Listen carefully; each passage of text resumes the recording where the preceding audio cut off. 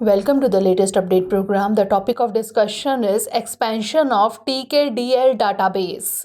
Recently, the Union Cabinet approved the expansion of access to the Traditional Knowledge Digital Library, that is TKDL database. This will ensure access to the TKDL database for users apart from the patent offices. The vast user base would include businesses and companies like Ayush, pharmaceuticals, personal care, research institutions, educational institutions, educators, etc. This approval lays emphasis on integrating traditional knowledge with current practices toward enhancing innovation and trade.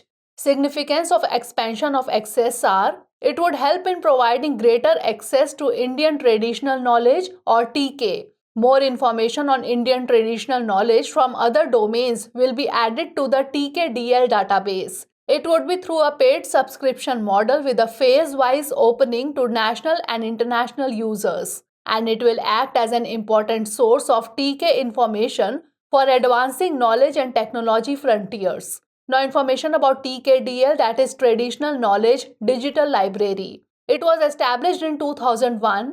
It was established by the Council of Scientific and Industrial Research, that is CSIR, and the Indian System of Medicine and Department of Homeopathy, that is ISM and H, now Ministry of Ayush.